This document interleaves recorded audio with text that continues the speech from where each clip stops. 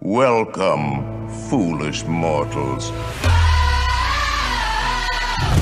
Time to be turning around. If only you could.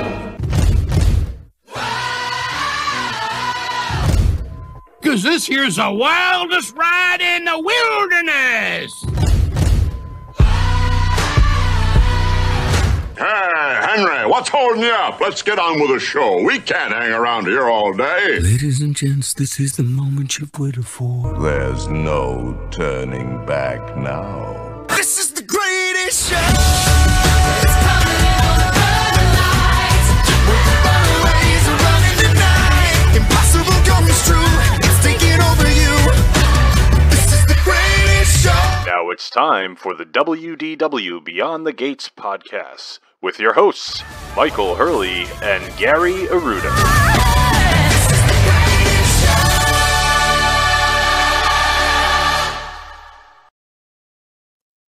That's right. This is the WDW Beyond the Gates podcast, episode number 539, recorded from the D. Fauntleroy Studios in Kent County, Rhode Island, and sunny Southwest Florida. I'm your host, Gary, joined, as always, by my co-host and my cousin, Mike, down in Florida. How you doing today, Michael? What number is this? 539. 539. We just recorded episode 1 of the Addicted to DVC podcast, which will come out tomorrow morning. Do you think That's this will ever? insane. You think they'll ever catch up? Well, we'd have to quit this, obviously, right? Yeah, and then wait 10 years. Yeah, I mean, I mean, if you were to quit this, then you're just done with podcasting in general. It's not like you're going to quit this and then give everything you have to the Addicted to DVC podcast, right? Oh, I mean, maybe if we monetize it, there's a chance. Yeah, that's true. You never know. Anyway, how you doing, Pards? Oh, I'm doing well. You know what? The girls were making fun of you the other night at dinner. Oh, what else is new? What was it? What was it for this time? They were making fun of me as well, though. Oh, okay. They were talking about Rodeo Roundup Barbecue, how we ate there, and I was saying how it was good and we had fun. And she was making fun of us because we didn't freeze when we were supposed to. And they said Andy's coming, and we kept talking. Yeah. And they said all you said was food, pards. So they're making fun of us for saying pards. So Yeah. I didn't appreciate that. No, I don't blame you. Did you put them in timeout for that? I did. Yeah, they didn't get any Yeah. dessert that night. No, Yeah, no. You put them in timeout. right to bed. But I thought that was funny. They're making fun of us for saying pards. Pards. That's all we pretty much say, right? That's a good point. They caught on pretty quick. There's worse things. Speaking of pards, Okay. we were on fire pards. I started bogey, par. I got 6 points through 4. Sometimes I don't make a point until 6, 7. Sometimes I'm on 8 tee box just sweating, hoping I don't hosel rocket one into the road. I mean, that Saturday game can go real bad fast, but we were on fire. Yeah, the whole group was playing The good. whole group, Clicking on all cylinders. it was me, Mr. Casciano, and the captain, and we were probably plus 10, plus 11 on the front. Wow. And we came back, and then I turn, I go bogey, LFG, let's go. And then, you go back into the doubles because you didn't make too many on the front, so you're going back into the doubles. Sure. It's to be imagined. So we get to 17T. Okay. Kurt goes, look over. On 11 green, there's Nellie and her dad, Peter. Oh. So she's grinding. She's got like a 10, 15 footer. She's looking at this. She's looking at the sideways. She comes back, kneels down, looks over the putt, and drains it. Like, that's how good she is. I mean, it was a 10 to 15 footer. You and I are making it, what, maybe 5% of the time? Yeah, I was going to say 1 out of 20. That's 5%. Yeah, like 5. And, granted, we might make it more because we're having the same putt. So we see the break, we see the speed. But I mean, the first time standing over that putt, it's 5% of the time. Sure. So her and her dad get in the cart. Kurt tees off. Captain Bill Rossini tees off. It's my time to tee off. And she's going to 12T, which is about 6 feet away from me because she's playing from the tips. Sure. She's going to wait for me to go. Oh, boy. So number 1 player in the world is waiting for yours truly to go. And I can feel my heart beating. And I came right over the top and smash pull hooked at 150. If it weren't for the trees, it was in somebody's soup. It was it, and Peter Quarter laughed. He was laughing. Oh no, He was he laughed at you. Kurt said, "No pressure there, was there?" And I turned around. He was laughing. Oh, that's So not then- good, is it? So I make a great bogey. I'm under a tree and I punch out. I make I'm so happy to get a point there because again, we're trying to Grinding. win money. Yeah, Yeah, we're you- grinding here. So we get to 18T, and I hit it fat. Like I almost hurt my wrist. Like I just my wrist hurt after I hit it. Right. Yeah. It barely got to the ladies' tees. Oh no. Oh no, right? So I'm walking up and I tell Bill Rossini and I tell Mr. Casciano, I said, this is one of those T-balls where you run up to your ball and you hit it before anybody else sees you, right? I mean, Sure, because of course. it's 45 yards max. I mean, Yeah, not you great. can't tell your app whether or not it's a fairway or you missed it left or right. You don't know what to put in for statistic because you barely made it to the ladies' tee. My app says short. There's an Oh, option. does it say short? Yeah, that's not good to say short of the fairway. No. It's an option though. Yeah, no, mine doesn't have that. So, anyways, I am hustle. I am trying. I got my 3 hybrid. I am going to swing as hard as I possibly can. I'm like literally like jogging up to my ball, and right when I'm about ready to hit it, I hear, "Hey Hurley, what'd you hit? Putter off the tee?" Oh no. And I turn back, and it's Larry Vavrick. I'm like, "You Oh, FOB." He was the only one in the group to see me. He was like playing on not number 10. Back to back it. You know that feeling though when you just whiff one, like everybody in your group sees it, but you don't want like the guys who have been behind you all day and you guys are playing slow and they're pushing you and then you just absolutely whiff one 42 yards. Yeah. It's like when you get like if you're playing by yourself and you play through a foursome on a par 3. That's the worst. the worst feeling. I'll 90% of the time pick up. I'll hit a shot, and if it's not like somewhere near the green, I just pick up and go to the next tee. Oh, no doubt about it. Yeah, sorry guys, I won't hold you up. Thanks for letting me through. Have a good one. I'll just take a 6. There's nothing worse when those guys are waiting, or when they putt out and they give you the wave, and then you and they're on the green waiting. They're on the That's green. even worse. That's even worse. Yeah. Yeah, they're waving you on, or they're on there and they're gonna putt out, and they just let you come up. Yeah, exactly. That's definitely worse. I don't. Number like that. 4 for you, just beat right into the one. Is she not playing in the Olympics? Yeah, we're at group behind us was asking her. She's heading off next week, so they might be playing after the men because she said she was going to Paris next week. I was gonna say, I know she would qualify. I just didn't know she didn't want to play. Yeah, Interesting. yeah, All right, so should we get into this week's topic? absolutely. This is one near and dear to your hearts. What you care about most is traveling with kids to Walt Disney World. Oh yeah, But I think you had some curiosity about it after did. seeing us a couple weeks ago when we were up there. I did. So we're going to talk a little bit about some strategies that I did and ways to keep, the meltdowns at a minimum from everybody, kids and adults alike, and the best way to do these kind of trips. Now, can I assume for you it was being on the dining plan and be able to have 1 or 2 sauces at every meal? That definitely helped. Yeah. That definitely helped. But even outside of that, which, kind of had tongue in cheek, is having sit down meals planned every day where that's a set break where you're going to be sitting down inside somewhere air conditioned for an hour or hour and a half, whatever it is, and having that meal. You strategically had your ADRs lined up so you knew day by day where you guys were going to be and what time. Yes.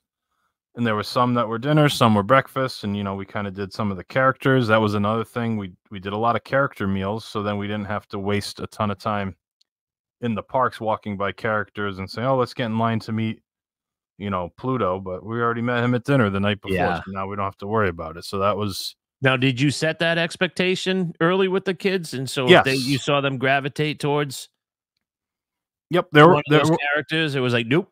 We were in agreement prior to this trip. There were a couple times where we saw a character that had no line, so I was like, all right, that's fine if you want to go meet this character.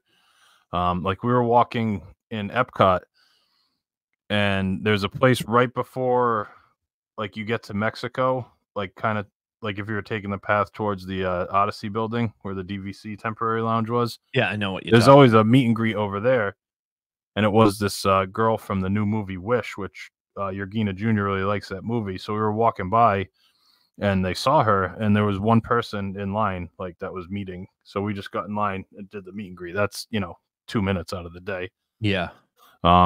We did the Anna and Elsa meet and greet in Norway, which was a walk on. There was no one in line. We walked right in. We were the only ones in there. Middle of the day. It was like 2:00 in the afternoon. It was crazy. Nice. Remember when that thing first opened? It was like hour and a half to meet the characters. It really was dead. Imagine waiting an hour and a half to meet a character. No. Those people at the Christmas parties and the Halloween parties, they'll wait all day just to meet the characters. Like the Yeah, ones because from they're Nightmare Before Christmas. Yeah, it's crazy. I don't understand it. Like I don't get it, but at least if you have kids, it's like, all right, Yeah, your sure. kids are gonna have a meltdown if they don't meet their favorite character. But it's like me and Kristen who are on a solo trip. Yeah, like if you walk by Mexico and you see Donald Duck outside and there's no one there, you might go up and take a picture with the photo pass Yeah, and just sure. have it added to your account, but you're not gonna wait 25 minutes to meet them. No. So yeah, so that I guess tip number one would be scheduling your sit downs. Even if you're not going to do one every day, when you do have a sit down and you make a reservation, schedule it strategically.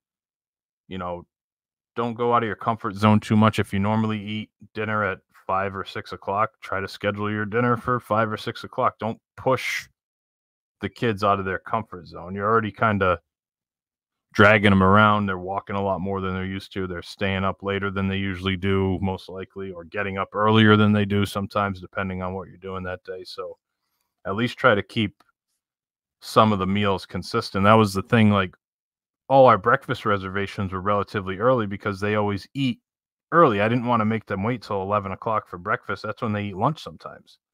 So I'm not going to do a breakfast reservation at 10:45 because that's not when they eat. It's going to mess up.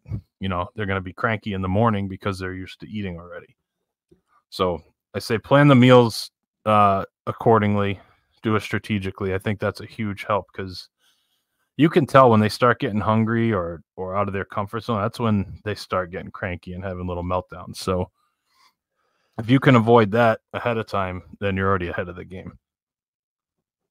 I would say the other thing that we did this trip that I think helped was if they wanted to go back to the hotel, we went back to the hotel. There wasn't any, unless we had a dining reservation that we had to stay in the park for, we weren't gonna. So as soon as they said it's time to go, you said, all right, let's go. Yeah, like on the way out, if they walk by a ride and it's a 5-minute wait and they say they want to go on the ride, all right, we'll go on the ride, no big deal. But then we would just go back, or if they want a snack, get a snack. If they want to, if they're thirsty, get them a water, because obviously when you're there in the summer, sure, if they tell you they're thirsty, well, the first thing you should do is go find something to drink because they probably are way beyond needing it at that point. But, dragging them around and trying to make them do things they don't want to do, it's going to be meltdowns. Like, feel like you got to take advantage of it or, get the best bang for your buck. The tickets are expensive, but you already spent the money. Yeah. So why have a miserable day to try to get value? And you bought the 10 days so that you were going to be able to limit your park exposure, if you will. Oh, that's what we did. Yeah, that was the plan. We had the park hopper, so we knew we could get back to a park for a couple hours if we wanted to. We went. We didn't really plan. Besides having dining reservations in the parks, we didn't have any park plans for any day. Even the day we went to Topolino's for breakfast, we hadn't decided what we were doing until that morning on the way over. So you decided that you were going to Animal Kingdom that morning.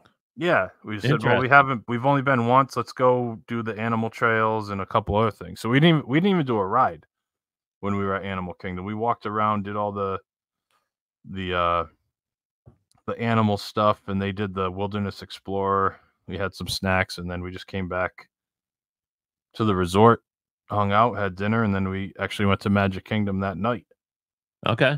And then, Yergina Jr. was ready to go. She wanted to go home. and then I stayed in the park for an extra hour with your Gina, and we did a couple extra rides because it was late. So divide and conquer when you can as well. Sure. And we did that a few times, not too much. We mostly stuck together, but occasionally we would, instead of trying to have both kids agree on everything, we just split them up and get things figured out. It's not the end of the world. It helps that we go often enough that we're not feeling like we have to do everything on every trip. Sure. Like when you go like every 5 to 10 years and you don't know when your next vacation is going to be, you're trying to get everything done. But it ends up being miserable. It is. It's awful. And then, I mean, it sounds like a no-brainer, but I don't think enough people do it. Pool time. You need to have the pool. That's all the kids want to do is go in the pools. That's all they care about. Especially yours. I mean, you can't keep them out of the water. They loved it between the slides and. Oh yeah. Just schedule the pool time. That was one of the main reasons we stayed at Beach Club, is because we wanted to use the pool, and we used it quite a bit. Take advantage of it when you can. The weather's crazy. There's lightning that comes through all the time, and they have to close the pool sometimes, and it can kind of mess up your plans. But if you can get in there, get in there. That's where they're going to be happy. And, you can go back to the parks after a couple hours, even kids like they loved it. They'd stay there a long time, but even after like 2 hours, they're done. You can get them out of the pool at that point. So if you're at the pool from like 11 to 1, go back and change. You can be back in the parks by 3:00, even if you take it slow. You know what I mean? If you decide to go back. So I guess just not going commando. Which most people do. Right. And it depends on the day, because there were times that if we had a breakfast reservation, it was early. So we had to get up early, get ready, and get to our breakfast. And then when we were in the parks already early, we would, take advantage of it, the low wait times, and get the stuff done. But then we'd spend most of the rest of the day back at the resort. We're not going to be there from open till 6:00 at night or till close. We just did it, half days, try to split it up. We also tried to allow sleeping in on the days we didn't have a breakfast reservation. So I was going to ask you, because what do they have a pretty good routine because they're still younger. So they have a regular sleeping routine, I would assume. Yeah, even on the weekend when they stay up a little late, they're usually up by 7:30 in the morning. Okay. But there were a couple days where it was like 9:15, 9:30, and they were almost 2 hours. Okay. Yeah, so they were still basically just let them sleep until they need to wake up. Yeah, or if we had something like 10 or 11 o'clock, and then you're like, guys, we gotta do something. There were a couple times where like at like almost 10 o'clock, I was waking them up. I'm like, all right, we gotta go because if you want to go to the pool, we have to go now because we have dinner at this time. At some point you have to start doing something. But yeah, for the most part, on the days we didn't have a breakfast reservation, we let them sleep in. Okay. Even on the checkout days, like we didn't plan anything in the mornings when we were checking out. So we did a split stay. So we had to check out on Sunday, and we left at 11 o'clock, and we just took a minivan over to Beach Club. We didn't, try to get up at 7 and go have breakfast and go to the Magic Kingdom for 2 hours and come back and pack. And then everyone's stressed out and, tired. We slept in. I did the walking tour of Wilderness Lodge in the morning, which started at 9, and then actually had to bag out early because it was getting close to time to check out. So I had to go back and make sure everything was packed. But I guess just taking those times, those leisurely mornings, taking advantage of it and let people kind of recharge their batteries a little bit. My kids just enjoyed playing in the room. They liked hanging out on the balcony. If we were in the room, I'd go out, sit and have a beer, and they'd, come out and have a water or Gatorade, and we just sit out there for a few minutes and, just taking time. And they wanted to play. They'd buy some toys in the gift shops, and they'd want to play with their toys in the room. Just let them do that. If that's what they want to do, why stress it? I tried not to stress anything out and make it seem like everything was. That's the thing. I think people I paid so much money. We're going to get the half-hour early admission. and we're gonna stay late if we can, and maybe we'll come back and take a little break. And by day 2, 3, 4, kids are just done. So we did the early entry one morning. Uh-huh. At no, that's not true. At 2 mornings. One was for a breakfast reservation, so we had to do that. We did it once where we didn't have a reservation. It was at Magic Kingdom. We got there right at 8:30. And that was probably the worst day we had. Like where people were the most miserable. And we just, I don't know, it's just because we got them up early and then everyone was cranky and we left the park by like 11:30, 12 o'clock, I think, at that point. So we weren't even there that long, but people were already starting to melt down. So yeah, that early entry, especially when they're younger. I mean, my kids are 9 and 7. If you have, 12-year-old, 14-year-old, it's going to be different. That's a huge difference, Yeah, those ages, no doubt.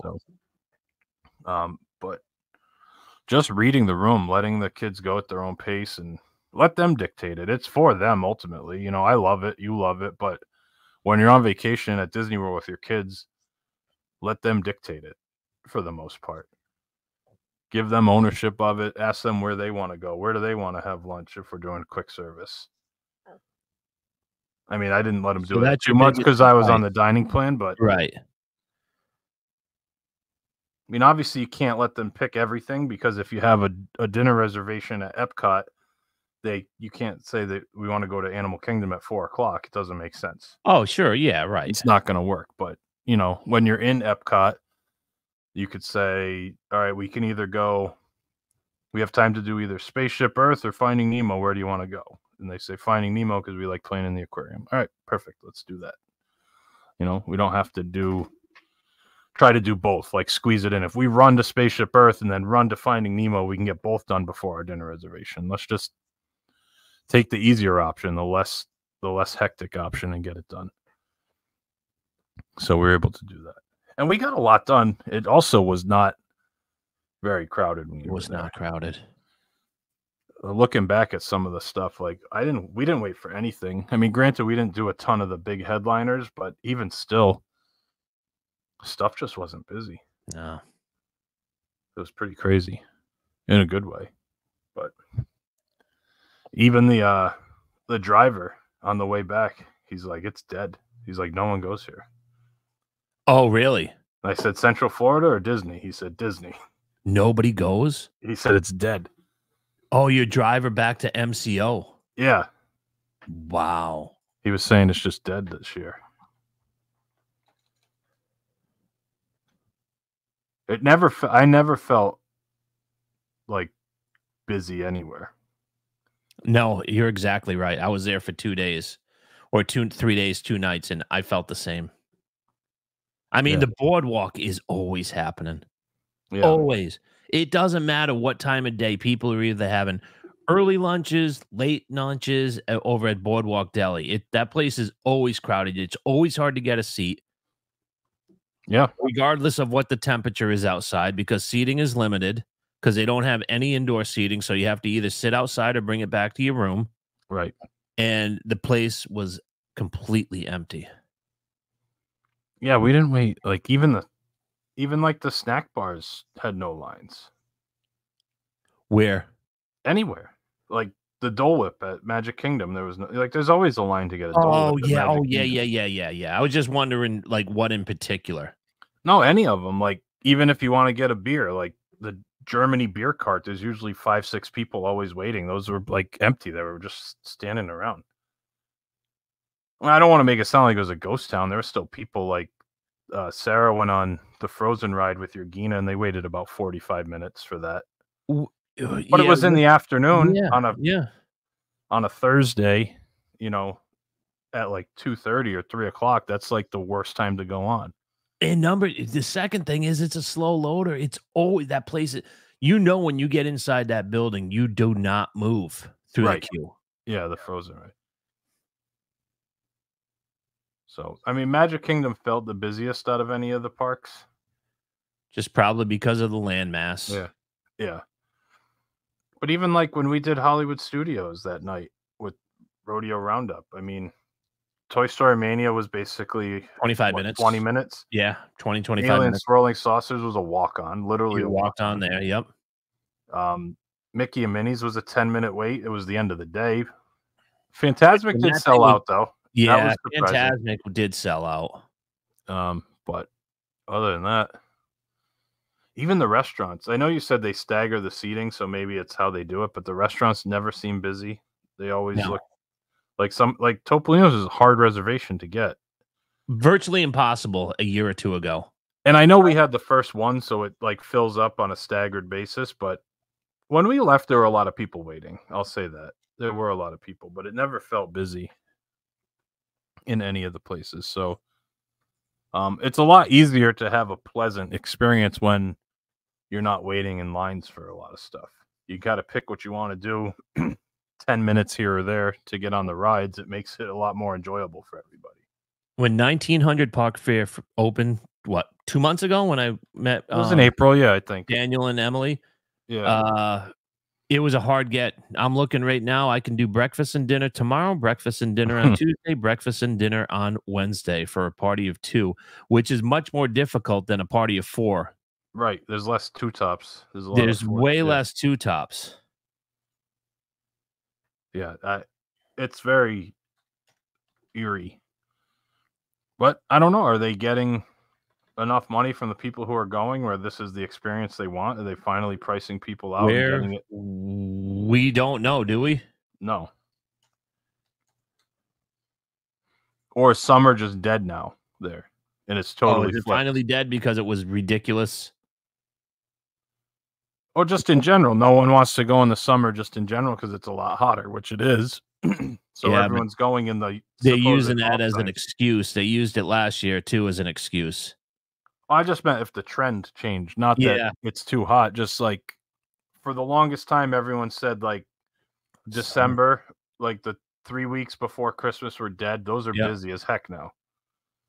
September's always been dead. I bet that's going to be busier this year. I bet your trip in September is going to be busier than the July was. We'll see. I mean, all the kids are back to school. But I think that's why people would rather take their kids out of school because it's quote unquote slower than go in the summer. And now it's totally flipped. We'll see. I don't know. I don't know either. It's just speculation. But I don't know. Do you have any other questions about bringing the weasels? No, not really. We had the neck fans and the cooling towels. Those seem to be big hits for the kids. They like those things. Helped them stay a little cooler in the parks. It was hot. Like Yeah, you it even was said real it hot. when Yeah, we it was- first got there. There's just no breeze. It just like No sits on breeze. you. Yeah. Like it can be 94, but if you have a 5 to 10 mile an hour Makes wind, a it huge feels difference. much better. Yeah, huge difference. So, what are your takeaways? What are your biggest recommendations for people? I like going slow. Just go slow. Take breaks, plan to go back to the hotel room or a sit down where there's air conditioning because that's like a forced sit down relaxation break. It's not always easy. Like if you're staying at the All Stars and you're in the Magic Kingdom, it's a pain in the ass to get back and It forth. so is. It so is.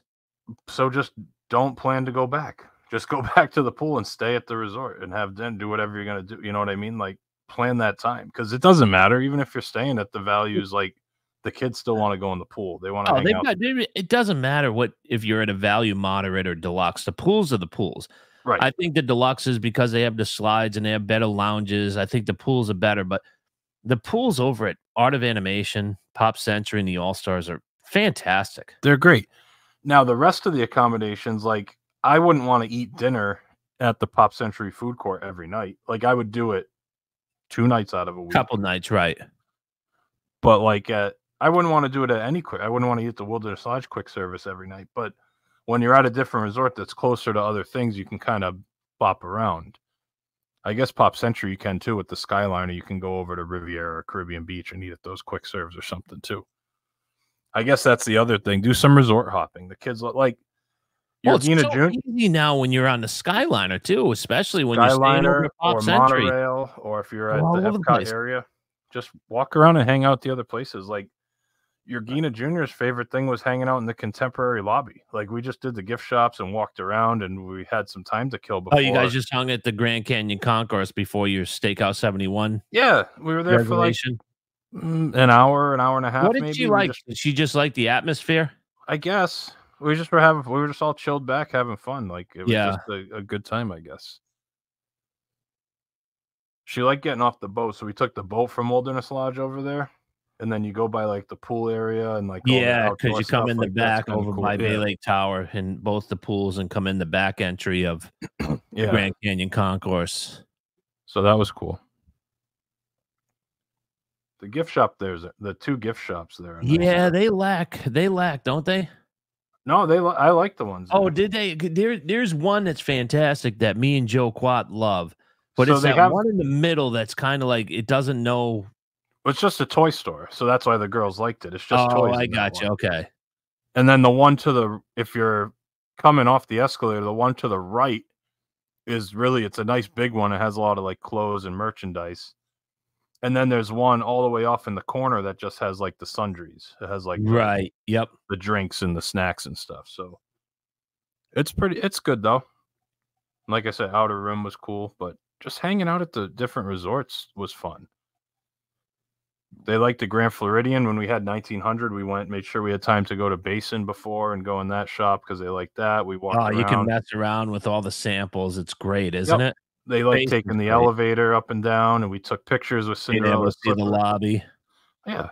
So, doing that, taking time doing that kind of stuff makes a difference.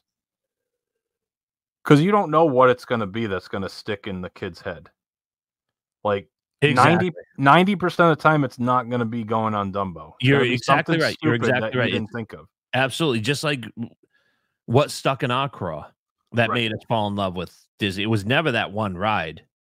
No, it was just hanging out, having a coffee outside Pop Century or something. Right. Yeah. It's just that one experience.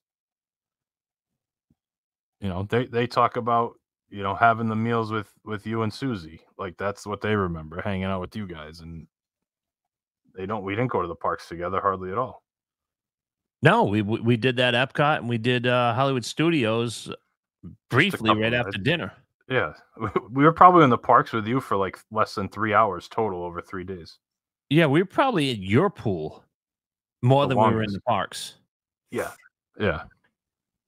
Did you even go in the boardwalk pool when you were there? Yeah, we did the quiet pool. Oh, that's right. You said that. Yeah, behind the lobby over where those cottages are that we want to stay in. Yeah. God, I wish they would convert that to DVC. You'd spend some points on that, wouldn't you? Oh, that place have you ever watched the YouTube on those? Yeah, I've seen those. They're nice. 2 stories. Oh, they're beautiful with that just a dedicated bedroom upstairs with all the living space downstairs with the kitchen, the TV. Oh, that place is beautiful. I'm getting off topic, but I do agree with that. Now, let me ask you a parting question. Sure, of course. So you bought a 10-day pass. A lot of people will try to skimp and say, okay, we're going to buy 5 days and we're going to go commando. Would you recommend just spending for the difference? Each day is not that big of a difference. So if the difference is, say, a couple $100, do you just say get the maximum amount of days and not feel guilty about going commando and running around the parks? And if you only go for 3 or 4 hours and don't go back at night, you're not feeling guilty because you spent so much money on this ticket. Absolutely. I actually had to go back. There was one day where I thought we didn't even go to the parks, and I had to like look back, and we went in for like an hour or something to Epcot, I think. Oh, really? You only went for an hour. I can't remember now which day it was, but there was one time like at the end of the trip, I was like making sure I actually used every day, and we did. We went in it was actually the first night. This is what I'm thinking of. We went into Magic Kingdom for like an hour because that was our travel day. We got checked in, we did the pool, then we had dinner at 1900. So we ended up just taking the monorail to the Magic that was Kingdom. your first day? That was the first day, and we were up super early because our flight was at 5 a.m. And then by the time we got over to Magic Kingdom, we did like the train. We got off in Fantasyland. They did Dumbo. We did the teacups, and then everyone was like, I've had enough. So we left. We just went back, which was fine. We were there for an hour, and Now, if I had only bought a 5-day, we probably wouldn't have gone at all that day. Sure, Or right. if we went, I would have said, well, we're staying to midnight because now we only have 4 days left on this, Right. 7-day trip. So at some point, like if you're there for over a week, the difference between like a 6-day and an 8-day is negligible. Right, exactly. Going from like 4 to 5 is a pretty big jump. So if you're only there for, 5 days and for sure you're not going to go on your first day, all right, just stick with the 4-day. Absolutely right. But if you get past like 6 and you're on the fence, just get the extras because it's so much less pressure. Because if you go and you just want to bag out after an hour, you don't feel like you wasted anything. Yeah. And the park hopper is nice when you are close to Hollywood Studios, or like when you're at the Epcot area resorts. Because then you don't have to You can plan the jump day. around. Like if you have a dinner plan somewhere, you could still go somewhere else in the morning. Whereas like, well, our dinner's in Epcot, so we have to go to Epcot today because we don't have a park hopper. And the price difference for the park hopper, again, was not much. I think $100 a person or so. Worth it for that length of trip. Yeah, to have the convenience and flexibility. I agree. Absolutely. But yeah, I would say go try to get it as much as you can. If you can afford to spend the extra on the parks, then it's worth the reduction in stress. Now, what would you say you average per day in the parks? And let's take away that 1 hour that you went on your arrival day, just a random day. So take out the first day. The second day we had breakfast at Animal Kingdom, so we were there pretty early.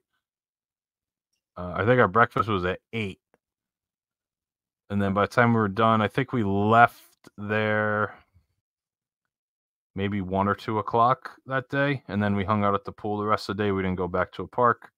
So you were there for like 6 hours or so. Max. Yeah, it was probably less than that. Okay. Maybe 5 hours. And then let's see, the next day we would have done Magic Kingdom. That's when we went in the morning to Magic Kingdom. Mm-hmm. No, that's when we went to Hollywood Studios, I think, in the morning. But we slept in, so we got there at like 11, I think. And then we went to lunch, did a couple rides, and everyone was hot, so then we left. So we were there for probably 3 hours at Hollywood Studios that day. Okay. I think the next day we did Magic Kingdom early, and we didn't last that long, and we didn't go back at night. Yeah, so I would say 4 or 5 hours at a time. The day we went to the parks the most, I think, was Topolino, because we went to Animal Kingdom for a while, then we went to Magic Kingdom at night. Okay. Because we were so close to Epcot, we probably were in Epcot the most, but we were in and out a lot. Yeah, that's the thing. When you're staying at one of those resorts or on a Skyliner, you can just get in and out. You could go 3 times a day. With Magic Kingdom, you're not going 3 times a day. No, I don't even care if where you're staying. Maybe Contemporary. Right. But yeah, you're right. Yeah, we did that. The last day we were probably in the parks a lot because we were out of the hotel room and we had nothing else to do until we left. So we were in the parks from like 11 to 5. Yep. That was probably the most of any day. But yeah, we didn't do big chunks in the parks for sure. There were no 8 or 10 hour park days, which was fine by me. But what makes that easy is being able to, like, where you're staying, to have those deluxe accommodations and have those pools and have the balcony where you can chill out. And more stuff to do in the resort. And more stuff to do. It's hard when you're staying just at a smaller room that doesn't have a balcony. Yeah. Because now you're sitting on beds watching TV. Yeah, you feel boxed in. With your blinds closed because people are walking by your room. Yeah, exactly. Like, you have so much more privacy. That's definitely when you're staying at the beach club or Wilderness Lodge. I mean, occasionally you see a dumpster get removed, but that's not a big deal. Yeah, that's whatever. What are you going to do? Waste management.